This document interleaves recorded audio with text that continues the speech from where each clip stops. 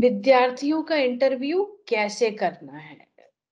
तो आप ऑलरेडी एक बार ये असाइनमेंट के लिए ये कर चुके हैं, आप पहले भी कर चुके होंगे, पर हम फिर से इन पर ध्यान देते हैं कि इसके मुख्य बिंदु क्या हैं। भ्रांत धारणाओं से संबंधित अच्छे प्रश्न चुनें। जैसे कि हमने देखा कि जब भी आप इंटरव्यू लेने वाले हैं या ले रहे हैं, तो आप ये देखिए कि वो कौन सी अवधारणाएं हैं, क्या है आम गलतियां, जो आप पहले ये ढूंढिए कि किस प्रकार की आम गलतियां कर रहे हैं, कौन सी ऐसी चीजें हैं, तो उससे संबंधित आप एक अच्छा प्रश्न चुनें। उससे क्या फायदा होगा? आपका प्रश्न अच्छा होगा तो उस पे ज्यादा से ज्यादा चर्चा हो पाएगी। उस चर्चा से आपको ज्यादा से ज्यादा पता चल पाएंगे कि विद्यार्थी क्या और कैसे सोच रहे हैं। प्रश्न बहुत सरल या इस प्रकार का होगा तो उसमें चर्चा का ज्यादा वो नहीं रह जाता है। क्या कहते हैं, चर्चा की ज्यादा गुंजाइश नहीं होती है फिर उसमें।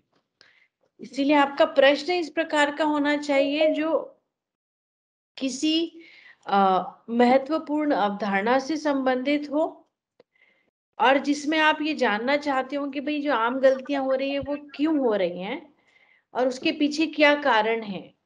बच्चों के सोचने समझने की प्रक्रिया उसमें क्या है, उसका पता लगाना। आप जो अनावरण हमने बात की थी, आप किसी चीज का अगर अनावरण करना चाहते हैं, उस प्रकार का आप प्रश्न चुनिए। ठीक है। बोर्ड पर प्रश्न और उसके विकल्प लिखें।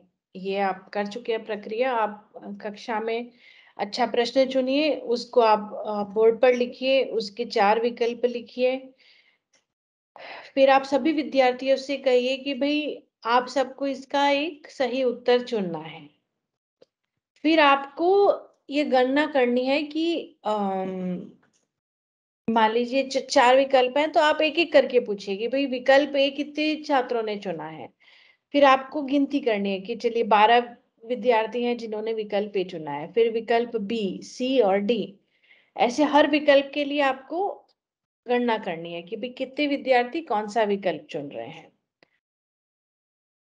उसके बाद आपको एक एक करके विद्यार्थियों से पूछना है कि वे आकर बताएं कि उन्होंने वह विकल्प क्यों चुना है। जो भी विकल्प उन्होंने चुना है उसको चुनने का उनका कारण क्या है। तो इस प्रकार आपको इंटरव्यू उसमें लेना है। तो इसका जो सबसे पहला कदम है वो बहुत महत्वपूर्ण है, एक अच्छा प्रश्न चुनना। अब मान लीजिए प्रश्न आपका अगर ऐसे होगा कि वाच्य के कितने भेद होते हैं। ठीक है। भाववाच्य, कर्तरी और एक होता है ना कर्मवाच्य। हाँ, 3 ही भेद होते हैं। अब विकल्प क्या होंगे? A B C D. और डी में फिर हम क्या लिखेंगे? 4। मान लीजिए 1 2 3 4 ऐसे हो गए। अब इस पे क्या चर्चा हो सकती है? कुछ भी खास नहीं ना। और क्यों इस पे क्यों कुछ खास चर्चा नहीं होगी? क्योंकि यह केवल एक स्मरण पर आधारित प्रश्न है जिसमें हम सिर्फ ये देख रहे हैं कि कितने भेद होते हैं। जबकि प्रश्न अगर आप ऐसा लेंगे जो इस बात को जांचेगा कि बच्चों ने कर्मवाच्य या कर्तरीवाच्य या भाववाच्य को समझा है या नहीं, तो जो मुख्य अवधारणा क्या है उस चीज की समझ, न कि उस चीज का स्मरण। तो जो समझ से आधारित प्रश्न होते हैं उस प्रकार के प्रश्नों को लेने की आवश्यकता होती है। एक अच्छा प्रश्न चुनना यह बहुत जरूरी है विद्यार्थियों के इंटरव्यू के लिए। ये सबसे महत्वपूर्ण बिंदु है। और उसके बाद जो बात सबसे ज्यादा महत्वपूर्ण है, अच्छी से अच्छी चर्चा हो सके, उस पे ज्यादा से ज्यादा चर्चा हो सके, ज्यादा से ज्यादा विद्यार्थी अपनी बात एकदम अच्छे से व्यक्त कर सके।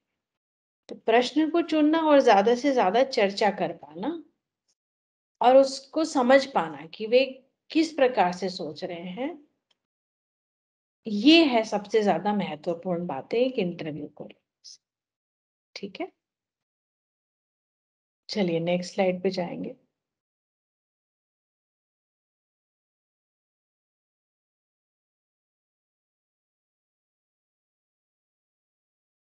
तो जैसा कि मैं आपको अभी बता रही थी कि दो मुख्य बातें हैं इंटरव्यू में, एक तो है अच्छा प्रश्न चुनना और दूसरा है अच्छी से अच्छी चर्चा करवाना और उसको दर्ज कर।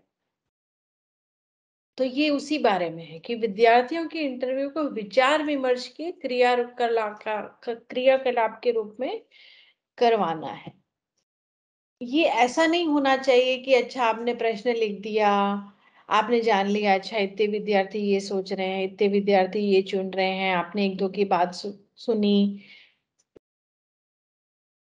सॉरी, और खत्म।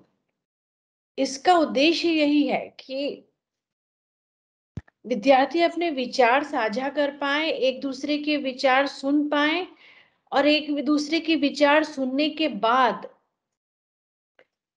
उनकी समझ सही हो जाए और दृढ़ हो जाए, ये उसका उद्देश्य है। तो विचार विमर्श करवा पाना यह बहुत महत्वपूर्ण है। ये क्यों जरूरी है? क्योंकि जब विद्यार्थी इंटरव्यू के दौरान अपने विचार बताते हैं तो उससे क्या होता है, जैसा हमने पहले भी बात की थी कि जब हम कुछ जो हम सोच रहे हैं जब हम उसको बोलते हैं तो हम अपने विचारों को एक अलग रूप देते हैं। अब तक तो ये हमारे अंदर था, अब हम उसे शब्दों में रख रहे हैं, उसे एक रूप दे रहे हैं। हम सोच रहे हैं कि इसको किस प्रकार से बोलना है ताकि ये हम हमारी बात को समझा पाए। तो अपने विचारों को शब्दों का रूप दे पाना, विचारों को एक रूप व आकार दे पाना, इसमें विद्यार्थियों को इंटरव्यू के माध्यम से ऐसा करने में उनको मदद मिलती है। किसी विचार को जांचने व समझने के लिए चर्चा एक माध्यम बन जाता है। जो एक प्रश्न हम उन्हें दे रहे हैं, जो बोर्ड पे लिख रहे हैं, वो क्या है? एक विचार ही तो है। तो वह विचार सही है या नहीं है, उसका सही उत्तर क्या है, गलत उत्तर क्या है, उसको जांचना, उसे समझना, उसके बारे में चर्चा एक माध्यम बन जाता है।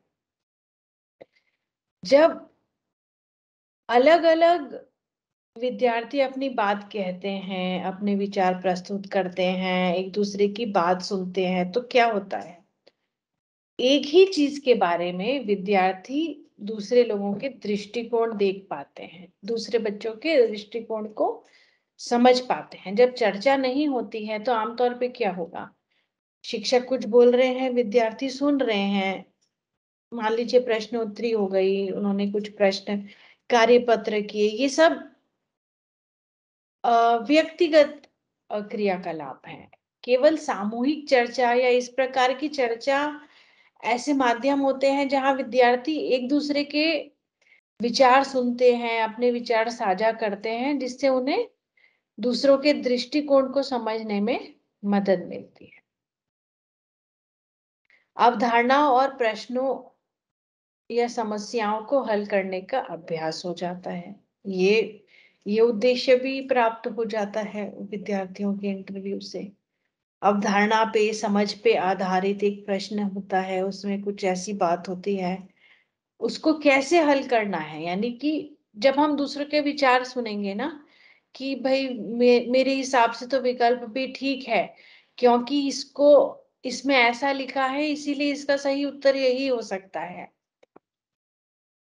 तो जब वे इस प्रकार की बातें सुनते हैं, समझते हैं, तो मौखिक रूप से उनका एक अभ्यास हो जाता है कि हाँ, ऐसे प्रश्न या ऐसी समस्याएं हैं तो उनको हल करने के लिए हम कौन सी प्रक्रिया अपना सकते। तो इंटरव्यू की मदद से हम उनके विचार तो जान ही पाते हैं, पर उनको भी बहुत इस प्रकार से फायदा होता है, वे अपने विचार व्यक्त कर पाते हैं, किसी विचार को जांचने के लिए चर्चा कर पाते हैं, अलग अलग दृष्टिकोण उन्हें पता चलते हैं और प्रश्नों को या समस्याओं को हल करने का तरीका उन्हें पता चलता है। इसीलिए यह फायदा सिर्फ टीचर्स या शिक्षकों के लिए नहीं है, इसमें विद्यार्थियों के लिए भी बहुत फायदा है। चलिए नेक्स्ट स्लाइड।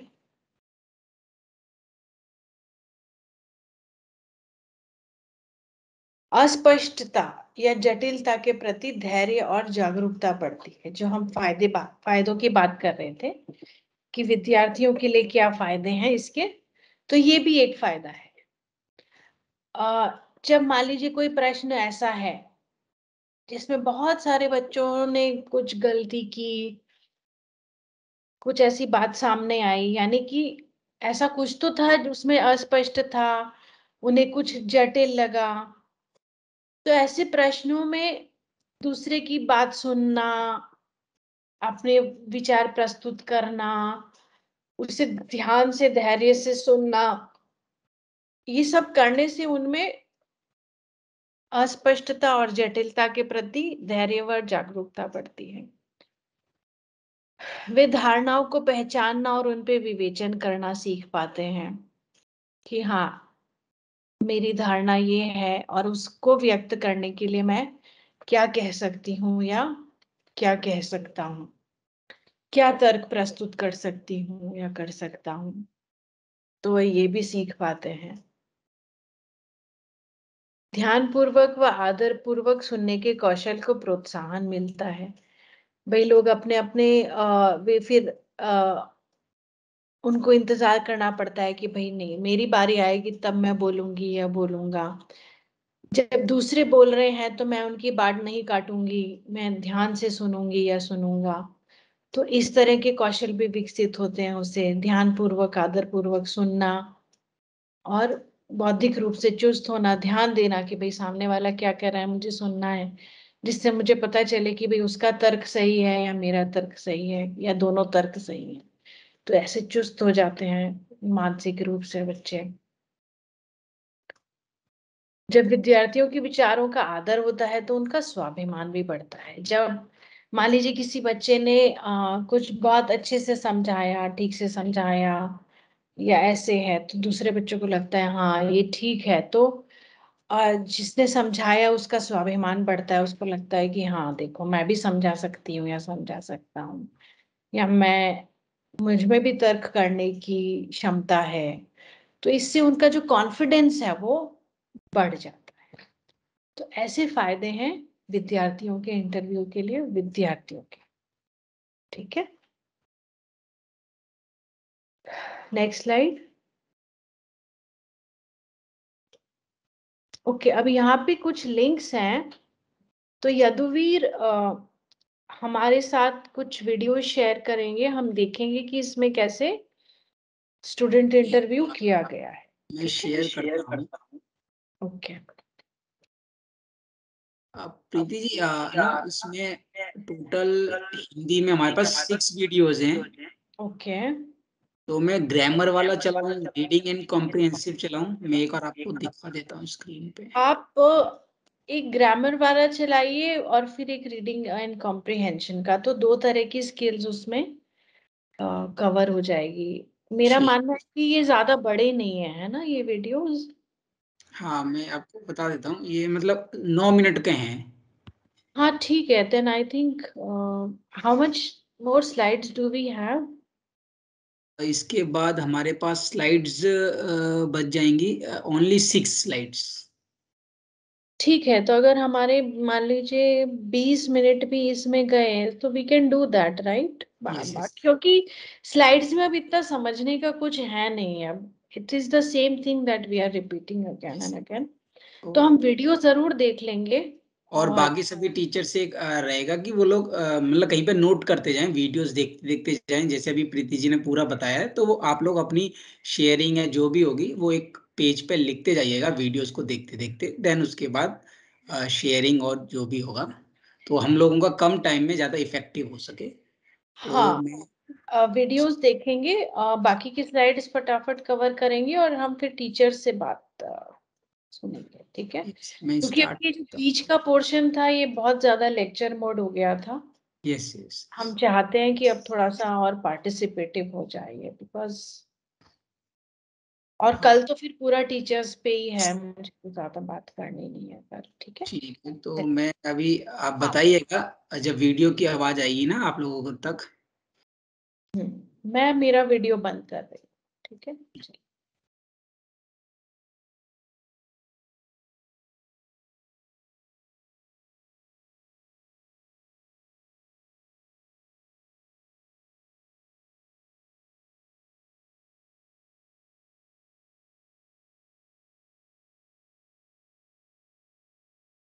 हाँ, आप लोगों तक सभी तक आवाज़ आ रही है क्या वीडियो की भी?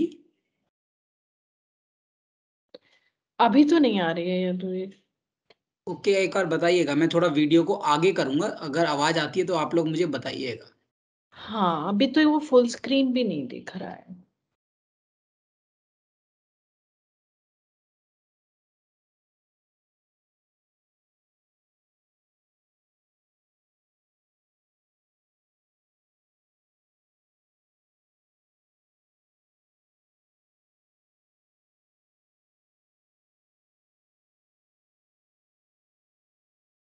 अब आवाज़ आ रही है आप लोगों तक? अब प्रीति जी आवाज़ आई क्या बैकग्राउंड में? नहीं, ऑडियो नहीं आ रहा है, वीडियो तो ऑन हुआ है। थोड़ा-सा हाँ, फिर से एक बार स्टार्ट करना होगा इसको। Share, include sound system, yes. हाँ, अभी थोड़ा-सा मैं पहले से स्टार्ट करता हूँ, यस। हाँ, अभी ठीक है।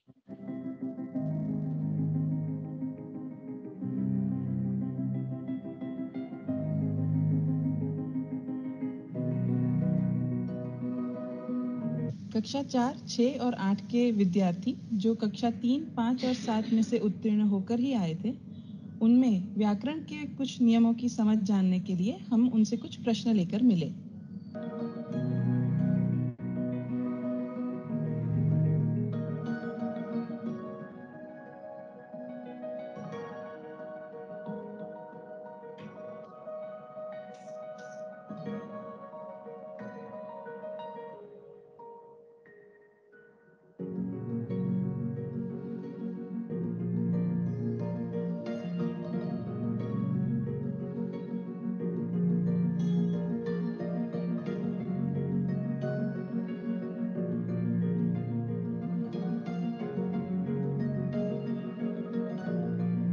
तुम्हारा उत्तर कौन सा सही है?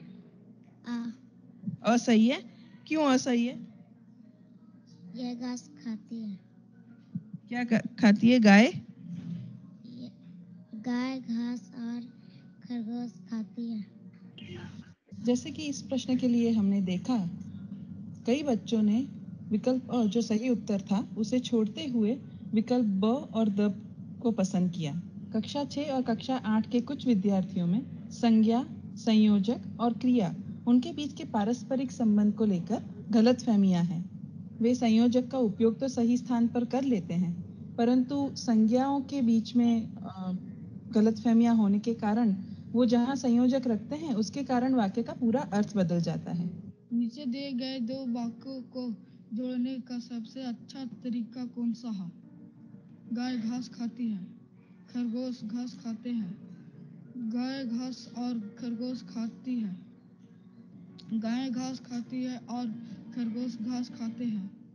गाय खरगोश खाती है और घास खरगोश खाती है। गाय और खरगोश घास खाते हैं। वाह। पढ़ो फिर से, क्या है? गाय घास खाती है और खरगोश घास खाते हैं। जैसे हमने देखा, कई बच्चों ने विकल्प ब को अपना सही उत्तर चुना। इन विद्यार्थियों में संयोजक को लेकर समझ तो है, किंतु उन्हें ये नहीं पता कि संयोजक का उपयोग करते हुए वाक्य को कम से कम शब्दों के साथ प्रस्तुत किया जा सकता है। इसी कारण वे विकल्प ब पसंद करते हैं, जिसमें दोनों वाक्यों को सिर्फ संयोजक के द्वारा जोड़ दिया गया है। तुम्हें कौन सा उत्तर सही लग रहा है? तो अ, ब और स क्यों सही नहीं है? क्योंकि गाय घास और खरगोश खाते हैं, गाय खरगोश नहीं ना खाती है। अच्छा, तो ये ठीक है, फिर ब क्यों सही नहीं है? खरगोश और नहीं रहता मैम। और एक कहती है जैसे ये गाय और खरगोश घास खाते हैं वैसे ही रहता, तो सब बात ठीक है, और स क्यों नहीं हो सकता? क्योंकि गाय खरगोश घास खाती है और घास, और यहाँ पे भी लगा दिया। हाँ, और घास खरगोश को नहीं खाती है, ये भी इसलिए। ठीक है, बैठ जाओ। तुम्हें कौन सा उत्तर सही लगता है? द क्यों? क्योंकि गाय और खरगोश घास खाती हैं। तो अ, ब और स क्यों सही नहीं है? गाय घास और खरगोश खाती है, गाय खरगोश नहीं खाती, इसलिए गलत है। गाय घास खाती है और खरगोश घास खाते हैं। यहाँ पे गाय घास खाती है और खरगोश घास खाती है, तो गाय और यहाँ पे रहता और खरगोश रहता खाती है, तो ठीक था। गाय और खरगोश घास खाती हैं। और स क्यों सही नहीं है? गाय खरगोश खाती है और घास, यहाँ पे और रहता और घास खरगोश खाती है, और यहाँ पे ये नहीं। गाय खरगोश खाती है और घास खरगोश खाती है। यहाँ पे घास नहीं दिया हुआ है, इसलिए ये भी गलत है। जबकि कुछ बच्चे ऐसे भी थे जो अपना सही उत्तर विकल्प द पसंद कर पाए और उसके कारण बहुत अच्छे से समझा भी सके। ऐसा ही एक दूसरा प्रश्न जो बहुवचन में सर्वनामों के विविध रूप से जुड़ा हुआ था, वह लेके हम कक्षा 4 और कक्षा 6 के बच्चों से मिले।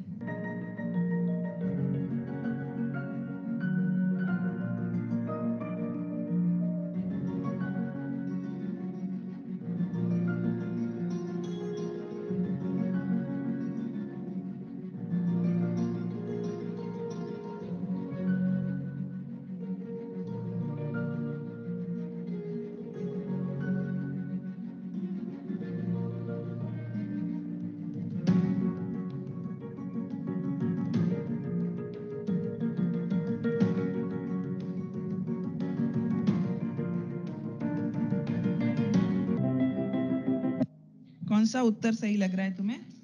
और में क्या लिखा है? उस क्यों सही लग रहा है?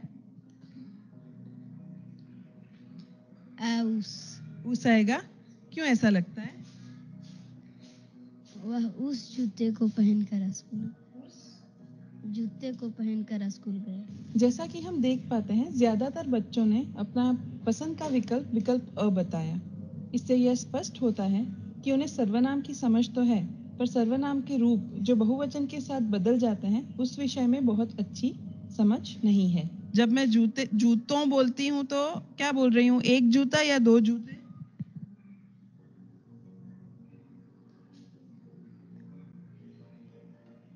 तो जूतों के आगे उस आएगा? जी। उन और उसमें क्या अंतर है? उस और उन, वो दो शब्दों में क्या फर्क है? जब हमने उन्हें पूछा कि जूतों शब्द एक वचन यानी एक जूते के लिए उपयोग में लिया गया है या दो जूतों के लिए, तब वे उसका उत्तर देने में अक्षम रहे। क्यों ऐसा लगता है तुम्हें कि उन आएगा?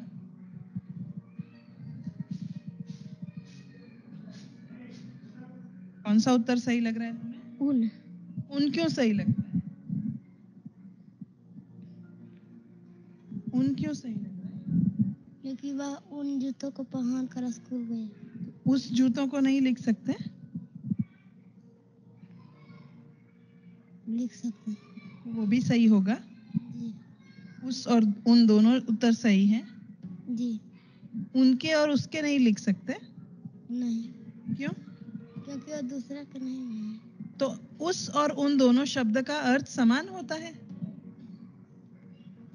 जी। बहुत ही कम संख्या में विद्यार्थियों ने विकल्प ब जो सही उत्तर था उसे पसंद किया, लेकिन वे उसका कारण नहीं बता पाए। कुछ बच्चे ऐसे भी थे जिन्हें जब पूछा गया तो उन्हें विकल्प अ और ब यानी उस और उन दोनों सही जवाब लगे।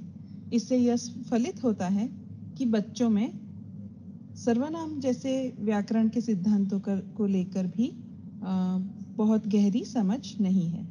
कक्षा में इस प्रकार की अवधारणाओं को समझाते समय अगर ज्यादा से ज्यादा उदाहरणों का उपयोग किया जाए और पाठ्य पुस्तक के पठन के दौरान साथ साथ इन्हीं अवधारणाओं को फिर से समझाते हुए बच्चों में इसका ख्याल अच्छे से स्पष्ट किया जाए तो यह समस्या, व्याकरण के नियमों को समझने की यह समस्या का कुछ हद तक निराकरण हो सकता है।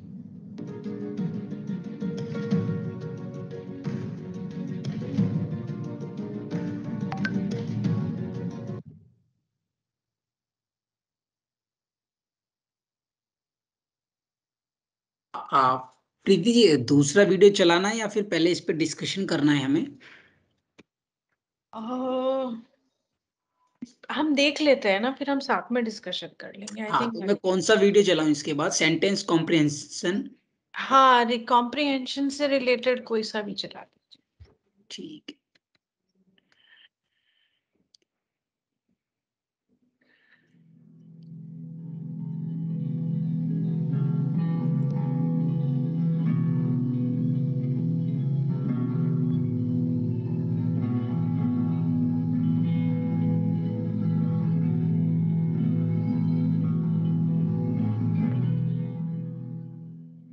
भाषा की समझ और भाषा के विकास के लिए और भाषा के योग्य संप्रेषण के लिए यह बहुत आवश्यक है कि विद्यार्थी वाक्य को समझे, वाक्य की संरचना समझे और वाक्य का अर्थ ग्रहण भी ठीक तरीके से कर पाए।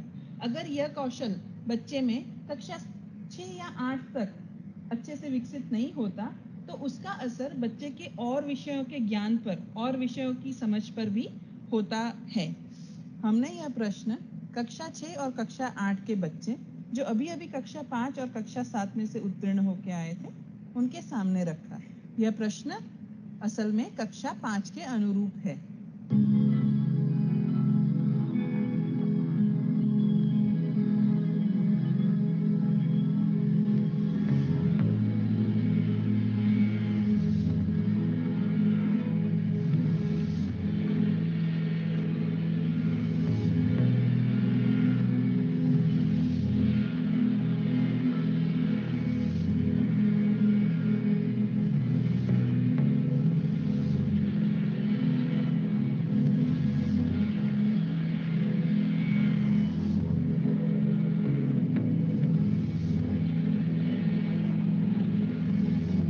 जैसे कि आप आलेख में देख सकते हैं, काफी बच्चों ने इसका सही उत्तर दिया, लेकिन कई सारे बच्चे सही उत्तर ढूंढने में कामयाब नहीं रहे।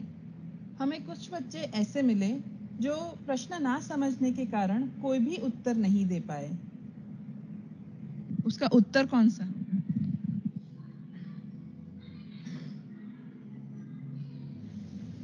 कई बच्चों ने विकल्प स को पसंद किया, विकल्प स को चुना, जिसमें बताया गया था कि मैंने यह चलचित्र पहले एक ही बार देखा है। बच्चे प्रश्न में दिए गए वाक्य और विकल्पों में दिए गए वाक्यों के बीच की समानताएं नहीं पता लगा सके। उत्तर क्या है? स। मैंने यह चलचित्र इससे पहले केवल एक बार देखा। आपको यह उत्तर क्यों सही लग रहा है? क्योंकि मैं एक बार देखा हूँ। समय। मैंने यह चलचित्र इससे पहले केवल एक बार देखा है। पहली बार कोई भी चलचित्र देखता है तो कोई भी आदमी दोबारा देख पाता है। हमने क्या पूछा है कि ऐसा वाक्य चुनना है आपको जिसका अर्थ इस वाक्य से समान हो। तो आपको लगता है कि इस वाक्य और स में जो वाक्य दिया गया है उनका अर्थ समान है?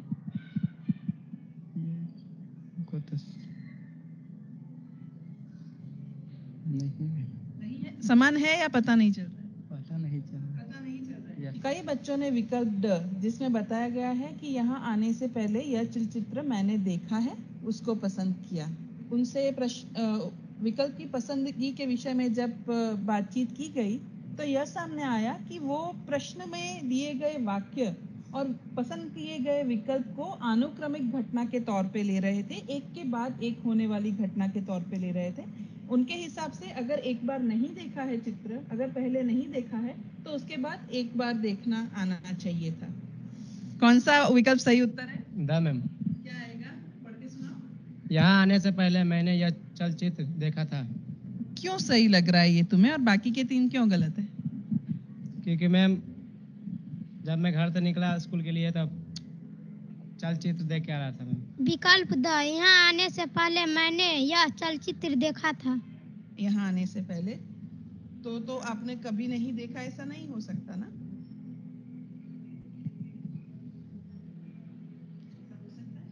नहीं, मैंने पहले कभी चलचित्र नहीं देखा है, लेकिन यहाँ आने से पहले मैंने ये चलचित्र देखा। तो हमें कई विद्यार्थी ऐसे भी मिले जो सही उत्तर विकल्प अ को पहचान पाए। उनमें से कई ऐसे थे जो उनकी पसंद किए गए उत्तर के लिए योग्य कारण स्पष्ट रूप से नहीं समझा पाए, जबकि कुछ विद्यार्थी ऐसे भी थे जिन्होंने बहुत स्पष्ट रूप से अपनी पसंद के लिए अपने कारण प्रस्तुत किए। क्या उत्तर है? मैंने यह चलचित्र पहली बार देख रहा हूँ। मैं यह चलचित्र पहली बार देख रहा हूँ। मैं यह चलचित्र पहली बार देख रहा हूँ। मैंने यह पहली बार देख रहा हूँ। इस चित्र मैंने पहली बार देख रहा हूँ, इसलिए। क्यों नहीं है? ठीक है, ये तीन क्यों गलत लग रहे हैं आपको? क्योंकि मैं ये पहली बार देख रहा हूँ। मैंने यह कुछ समय पहले नहीं देखा था, और मैं यह चलचित्र इससे पहले केवल एक बार देखा है, यह भी नहीं देखा है।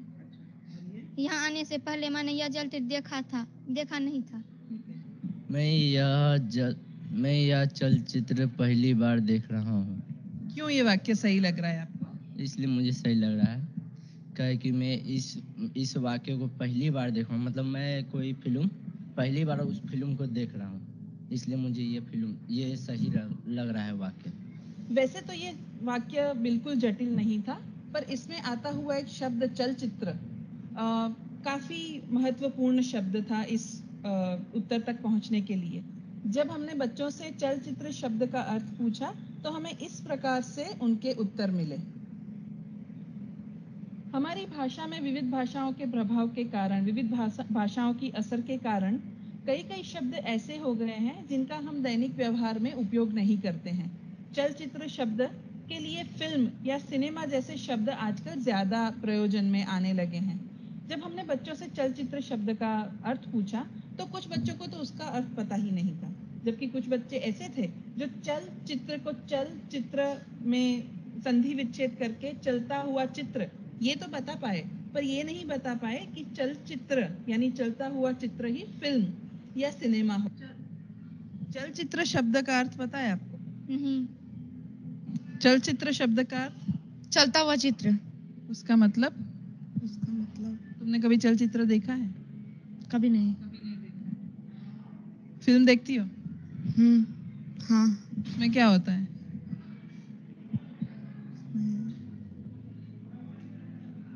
चलता हुआ चित्र देखा है। फिल्म या सिनेमा आप लोग देखते हो, वो चलचित्र उसको बोलते हैं हिंदी में। इस पूरी प्रक्रिया के विषय में हमने जब उनके शिक्षक से पूछा तो उनके प्रतिभाव कुछ इस तरह से मिले। यह प्रक्रिया अच्छा है, इस तरह से बच्चे को बताया जा सकता है। बार बार बच्चे को मतलब खड़ा करवा के पूछा जा सकता है। यह आगे मानसिक विकास भी होगा इनका, और इनका पढ़ने की क्षमता भी जगेगी और रुचि भी पैदा होगा। एक तरह से मनोरंजन के साथ मतलब इनका पढ़ाई सुचारू रूप से चल सकता है। इसमें ज्ञान भी होगा, जानकारियां भी भिन्न तरह की बढ़ेगी।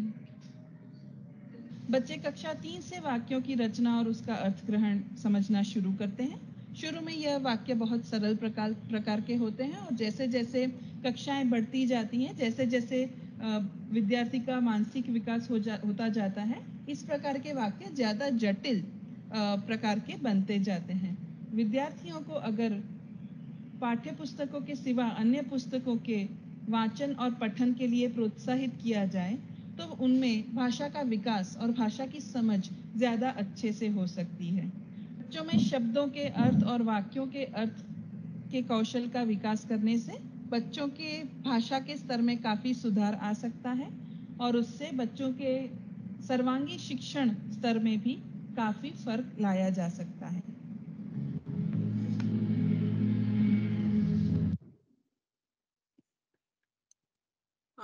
हम लोग स्टार्ट कर सकते हैं, है ना? हाँ, ठीक है।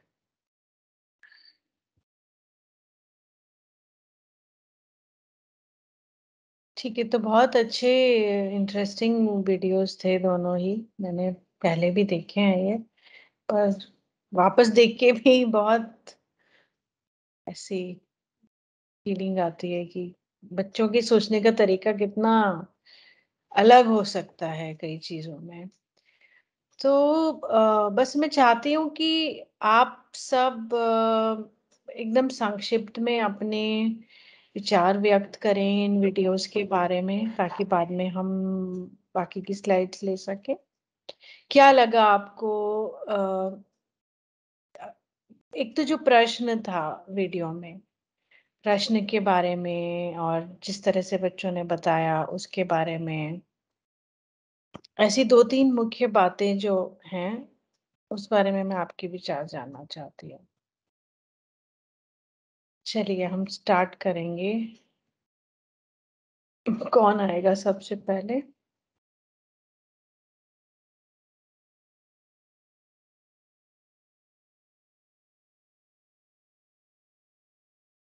महेंद्र सर, आप बताएंगे?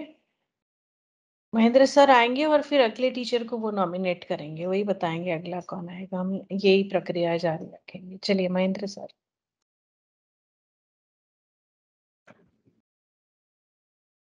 जी मैडम,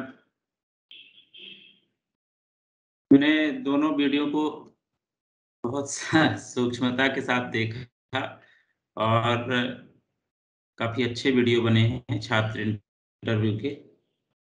इसमें ये समझ में आया कि बहुत सारे बच्चे एक प्रश्न के बारे में कितने प्रकार की विचारधाराएं रखते हैं और सही उत्तर तक पहुंचने के लिए कौन-कौन सी तकनीक का इस्तेमाल करते हैं, बच्चों के अपने बौद्धिक स्तर के अनुरूप वो उसका जवाब देते हैं। इससे बच्चों के अंदर जो प्रश्न के उत्तर तक पहुंचने में जो कमियां हैं वो भी समझ में आती हैं। बच्चा कितना सीखा है उसका भी इससे पता चलता है। ये दोनों वीडियो बहुत अच्छे थे और काफ़ी शोध करके ये निर्मित किए गए हैं। काफ़ी अच्छे वीडियो थे मैडम।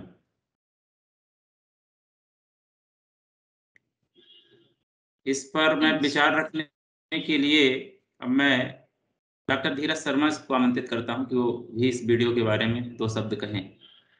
धीरज शर्मा जी। जी सर। मैम वीडियो बहुत अच्छे हैं मतलब, और ऐसा ही हमने बनाने की कोशिश की, वैसा हमसे बन नहीं पाया है। और बहुत बेहतर तरीके से इसमें बच्चे की जो गलत धारणाएं वो स्पष्ट हो रही हैं, और साथ में हम जान पा रहे हैं कि बच्चे की कमियां कहाँ कहाँ पर है, वो क्या सोच रहा है किसी प्रश्न के बारे में, वो किस स्तर से सोच रहा है, या उसकी उस प्रश्न के बारे में वो कितने तरह की बातें सोच रहा है, ये भी हमारे सामने स्पष्ट हो रहा है। तो वीडियो बहुत अच्छा है और उससे भी बहुत कुछ हम सीखेंगे। ठीक है सर। आप किसे वो प्रश्न के बारे में आप लोग प्रश्न कैसे लगे आपको? ये प्रश्न ये जो थे, ठीक है हम एंड में बात करते हैं। आप सब अपनी बात करिए, उसके बाद में हम बात करते हैं। धीरज सर, आप किसे नॉमिनेट कर रहे हैं? मैं कमल सर को नॉमिनेट करता हूँ। ठीक है। धन्यवाद सर। दोनों वीडियो में जो प्रश्न पूछे हैं, पहला जो वीडियो था उसमें जो प्रश्न है वो वास्तव में विद्यार्थी की पूर्व समझ या उस अवधारणा को जानने वाला है कि वास्तव में जब प्रश्न पूछा जा रहा था कि संयोजक का उपयोग कहाँ पे करना है, तो प्रश्न से ही स्पष्ट होता है और उनके उत्तर से स्पष्ट होता है कि बहुत सारे विद्यार्थियों को ये समझ ही नहीं थी कि वास्तव में संयोजक का प्रयोग कहाँ होता है, और अवधारणा में उन्होंने गलत विकल्प क्यों चुना इसका भी जानकारी हमको प्राप्त होती है। साथ में जो इंटरव्यू लेने वाले हैं मैडम जो थे, वो किस प्रकार से उस गलत अवधारणा, जो बच्चे को पता है कि वो गलत उत्तर दे रहा है, तो किस प्रकार से प्रश्न करके और सही उत्तर को निकालने की कोशिश। हमने अभी हमने पढ़ा था कि सूचनाएं देना अलग अलग तरह की, या निर्देश देना, निर्देश देकर सही अवधारणा तक बच्चे को पहुंचाने का प्रयास इसमें किया गया, जो कि वास्तव में उसकी समझ को विकसित करने वाला मुझे लगा कि जान पड़ता है। दूसरे वीडियो में भी जो प्रश्न थे उसमें भी सही अवधारणा और गलत अवधारणा के बारे में बहुत सारे विचार विद्यार्थियों के थे। उन्होंने अपने अपने तर्क व्यक्त किए और उन तर्कों के माध्यम से यदि गलत अवधारणा थी तो सही अवधारणा तक पहुंचने का प्रयास शिक्षक के द्वारा किया गया। Thank you. अगले जो होंगे वो हेमेंद्र सर बताएंगे।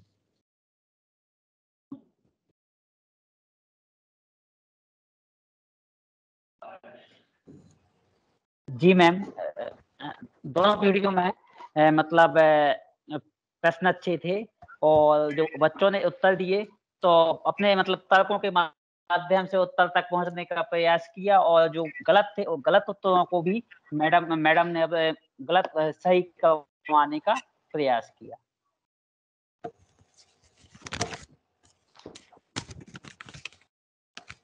सर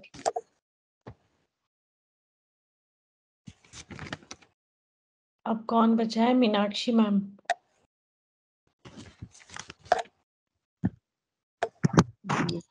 वैसे लगभग सारी बातें हो चुकी हैं, लेकिन फिर भी मैं भी बस यही कहूंगी कि प्रश्नों का जो स्तर था वो कक्षा के अकॉर्डिंग ही था। मतलब जिस कक्षा से वो पूछा गया था, सबसे बड़ी बात यह है कि उन प्रश्नों को देखकर लगा कि हाँ, ये उन कक्षा में पूछे जाने वाला प्रश्न है। वीडियो को देखकर लगा कि शिक्षक ने जो सूचना और बाद में जब निर्देश जिस प्रकार से दिए और सही उत्तर तक आने की जो एक यात्रा थी वो बहुत अच्छी थी। इससे एक ये भी अच्छी बात होती है कि विद्यार्थी को अगर वो कहीं गलत है तो एकदम से निराश होने की स्थिति में बच्चा नहीं पहुंचता है, और वो थोड़ा सा मानसिक रूप से उस स्थिति में आता है कि हाँ, मैं भी किसी प्रश्न का उत्तर दे सकता हूँ। बाकी ये है कि इस इंटरव्यू के माध्यम से जो देख सकते हैं हम, वो जो देखा गया वो ये कि बच्चों में अवधारणा की समझ है या नहीं, या फिर जो ज्ञान बच्चे को दिया गया है उस ज्ञान का उस बच्चे को पूरी तरह से बोध हो पाया। मतलब ज्ञान तो उसको दे दिया गया है, लेकिन उस ज्ञान को बच्चे ने आत्मसात किया है या नहीं किया, अर्थात उसका बोध हो गया। और फिर अगर उसको बोध हो गया, अगर उसको पता है, तो सही उत्तर पता होने के बाद वो सही उत्तर तक पहुंचने की उसमें कितनी क्षमता है नहीं, ये इंटरव्यू स्पष्ट हो रहा है। फिर अगर वो उस क्षमता के साथ सही उत्तर तक पहुंच गया है, तो सही उत्तर तक पहुंचने की क्षमता होने के बावजूद उसमें वो तार्किक क्षमता है या नहीं कि जिस तर्क के साथ वो अपने सही उत्तर की व्याख्या कर सके या उसको सही उत्तर को सही उत्तर ठहरा सके। तो ये सब चीजें इन वीडियो के मतलब इंटरव्यू के माध्यम से हमने देखी और जो बहुत अच्छी थी। और विद्यार्थी को और चीजें तो ज्ञान और बोध तो अपनी तरफ है ही, लेकिन विद्यार्थी की अभिव्यक्ति क्षमता को बहुत अधिक विकसित करने के लिए ये बहुत अच्छा माध्यम है। धन्यवाद मैम। जी मैम, मैं एक तरह से कहूँ तो आपने बहुत अच्छे से पूरा इसका सार बता दिया कि वीडियो में क्या क्या जो मुख्य बातें होती हैं, वो बहुत बढ़िया बताया मैम आपने। तो सभी ने अपने विचार हमें बताए। मैं बस ये थोड़े से एक दो बातें ऐड करना चाहूंगी कि अगर आपने देखा हो कि जो विद्यार्थियों की संख्या जो उसमें बताई थी वीडियो में, करीब 25 से 35 हजार तक विद्यार्थियों के से ये वीडियो लिया, मतलब ये प्रश्न पूछा गया था। तो उस संख्या को ध्यान में रखते हुए अगर आप देखें कि गलत उत्तर देने वाले बच्चों का प्रतिशत यानी ठीक ठाक है। अगर 30,000 बच्चे हैं मानिए, और अगर 10% बच्चे गलत उत्तर दे रहे हैं, यानी 3-4 हजार बच्चे गलत उत्तर दे रहे हैं, और वो प्रश्न काफी मतलब उस स्तर के हिसाब से प्रश्न बहुत ऐसे नहीं कहा जा सकता कि कुछ कठिन है या कोई कठिन अवधारणा है। बहुत सामान्य जो एक आम चीज होती है भाषा से संबंधित, उनसे संबंधित ये प्रश्न थे। अगर उसमें ऐसे परिणाम मिल रहे हैं और फिर हम इंटरव्यू ले रहे हैं तो कितनी ज्यादा चीजें पता चलने लगती हैं हमें इस बारे में कि बच्चे किस तरह से सोच रहे हैं, क्या सोच रहे हैं। खास तौर पे वो जो रीडिंग कॉम्प्रिहेंशन वाला क्वेश्चन था, जिसमें कुछ बच्चों ने वह विकल्प चुना था जो अब बता रहा है कि यहाँ आने से पहले मैंने यह चलचित्र एक बार देखा है।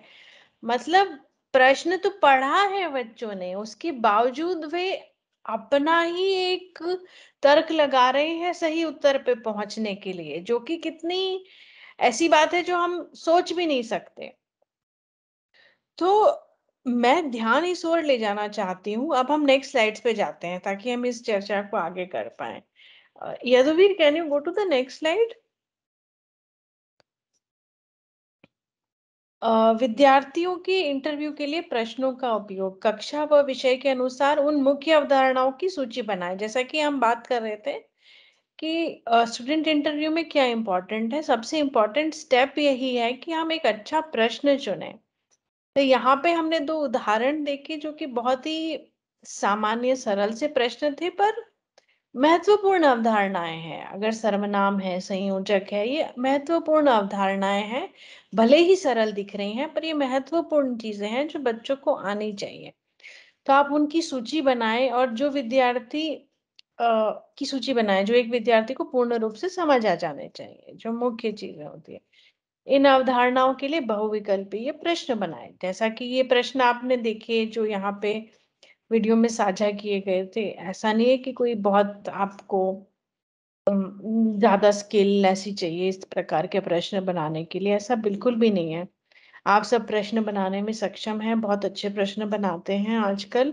तो समझ और अवधारणाओं पर आधारित एक अच्छा प्रश्न बनाएं, या फिर आप किसी मानक परीक्षा का अच्छा प्रश्न जो अब आप लोगों ने प्रश्न समीक्षा भी देखी है, मैं भी रिव्यू करती हूँ, आप भी एक दूसरे के प्रश्न पढ़ते हैं, तो आप अपनी नजर रखें कि आपने नहीं भी बनाया होकर अगर पर आपको लगी नहीं यह प्रश्न बहुत बढ़िया है और इस पे मैं इंटरव्यू लूंगा या लूंगी, तो मुझे पता चलेगा कि भाई विद्यार्थी कैसे क्या सोच रहे हैं, उनको अवधारणा समझ में आई है या नहीं। तो ये दो मुख्य इसके चरण हैं। पहले तो ये एक सूची बनाना कि कौन सी अवधारणाएं हैं जिनमें हम चाहते हैं कि ये तो अपेक्षित है बच्चों से कि उन्हें आनी ही चाहिए, और फिर उस पे एक विकल्पीय प्रश्न बनाएं या एक मानक परीक्षा से ले लें और उसके आधार पर फिर आप एक इंटरव्यू करें। वीडियो से अब हमें ये स्पष्ट हो गया है कि अच्छा प्रश्न होना, चर्चा के योग्य अच्छा प्रश्न होना बहुत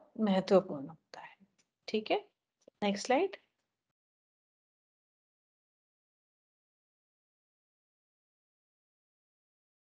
ठीक है, यह सुनिश्चित करें कि प्रत्येक विकल्प के लिए कुछ एक तर्क होना चाहिए। इस तर्क को स्पष्ट रूप से लिखें।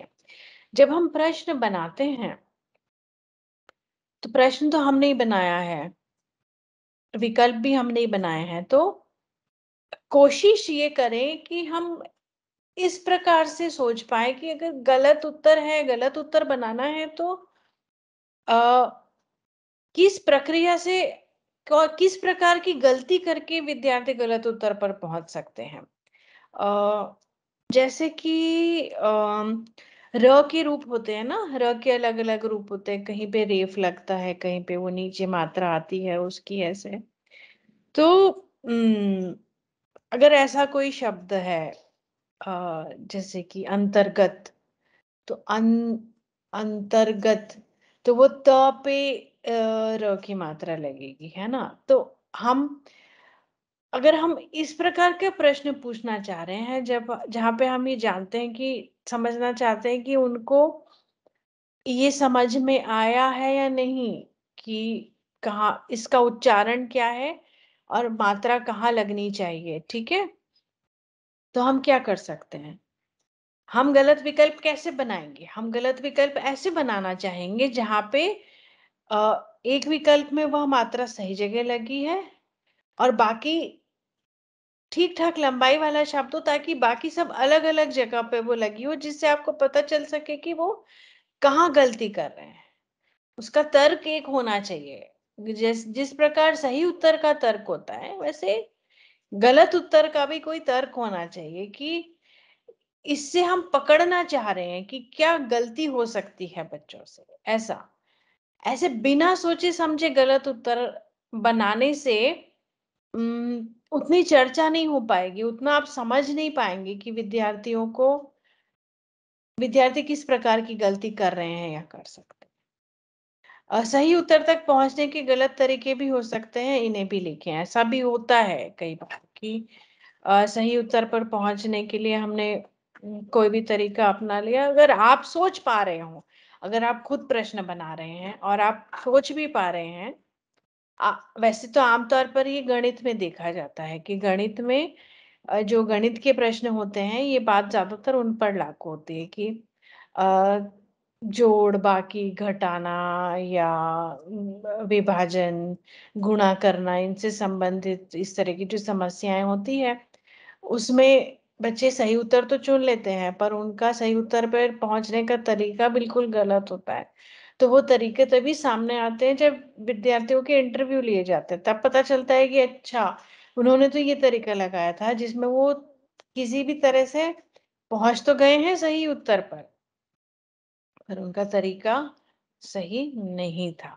तो अगर आप ऐसा सोच पाए प्रश्न बनाने के समय ही, तो ये अच्छा रहता है, क्योंकि आप ये सारी बातें दर्ज कर लेते हैं और फिर जब आप इंटरव्यू लेते हैं तो उस टाइम आपको पता चल जाता है कि भाई मैं ये जांचना चाहता था या चाहती थी और अब मेरे को इस इंटरव्यू से ये बातें पता चल पाएंगी। ठीक है, ओके, नेक्स्ट स्लाइड।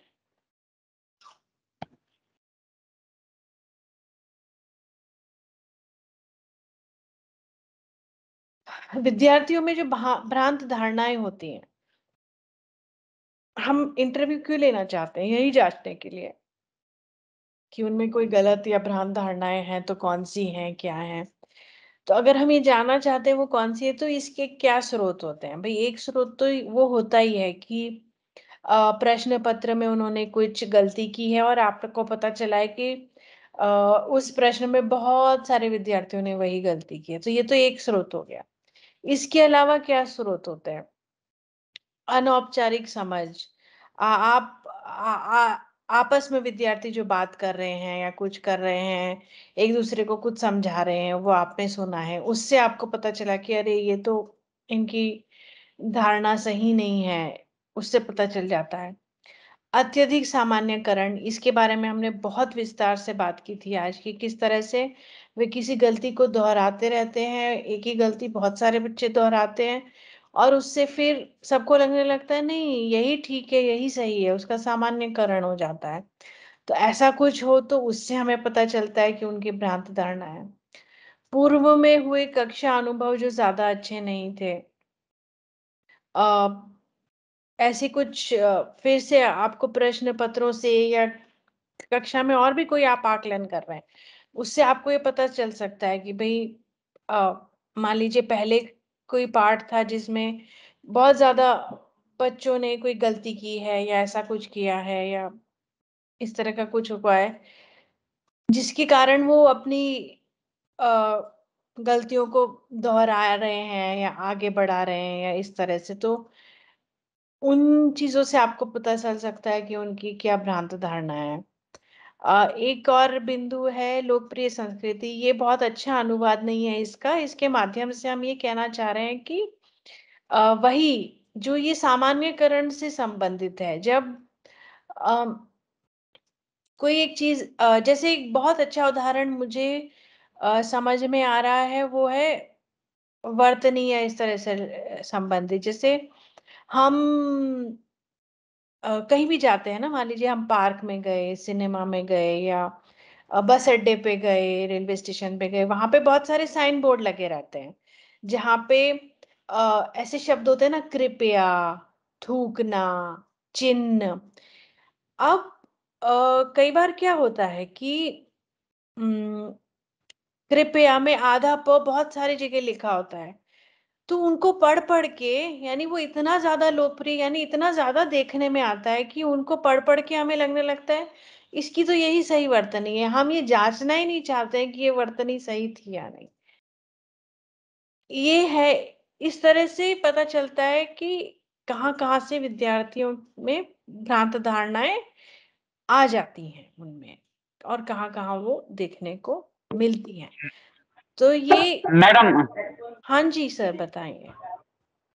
हाय और हाय में अंतर भी नहीं कर पाते लोग। हाँ, है और है में अंतर नहीं, ये तो बहुत बहुत हाय में, महत्वपूर्ण हाँ अवधारणा है। ये तो बहुत अच्छा उदाहरण है, बहुत महत्वपूर्ण भी है ये अवधारणा।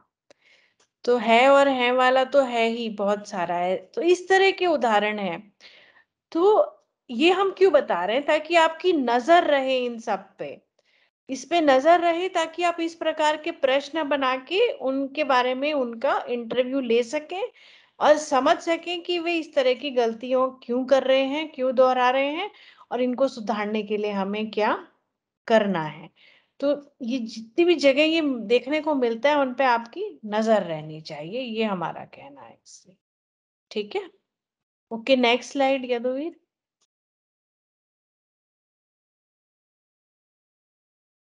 विद्यार्थियों की भ्रांत धारणाओं से क्या परेशानी हो सकती है? सीखने की प्रक्रिया में अड़चन आएगी ही। अगर पहले से उनकी कुछ भ्रांत धारणाएं हैं तो उन पे आधारित अगर उन्हें कुछ नया पढ़ना है तो फिर उनकी नई अवधारणाओं में भी, जो हमने तनाव की बात की थी कि पुरानी और नई अवधारणाओं में फिर तनाव होने लगेगा। नई अवधारणाओं में भी उनको उतनी स्पष्टता नहीं रहेगी और वो वही गलतियों को आगे बढ़ाते जाएंगे। जो भ्रांत धारणाएं होती हैं, जो बहुत ज्यादा प्रचलित हो जाती हैं, सामान्यकरण हो जाता है, उनको छुड़ाना या उन्हें दूर करना भी बहुत कठिन होता है। जैसे हम जानते हैं, जैसे कई एडल्ट्स भी हैं जिनको हमने देखा है जो विराम चिन्ह में ह आधा होता है, और जबकि कई लोग बहुत बार क्या करते हैं, न आधा लिखते हैं, चिन्ह ह। तो ये सामान्यकरण हो गया है और इसको छुड़ाना बहुत कठिन है। लोग अड़ ही जाएंगे, ऐसे बोलेंगे कि नहीं नहीं यही होता है, हमने तो यही देखा है, आप गलत बोल रहे हो, ऐसा। तो इस तरह की धारणाएं जब आगे बढ़ती जाती हैं, चलती जाती हैं और इन्हें सुधारा नहीं जाता है, तो इनसे पीछा छुड़ाना और इन्हें दूर करना बहुत कठिन होता है, और नई अवधारणाओं को समझाना और सिखाने में अड़चन आ जाती है, क्योंकि पुरानी वाली तो छूट ही नहीं रही है। इसीलिए विद्यार्थियों के इंटरव्यू से इनको पकड़ना और इन्हें दूर करना बहुत महत्वपूर्ण है हमारे लिए। ठीक है, चलिए नेक्स्ट। ठीक है, डन।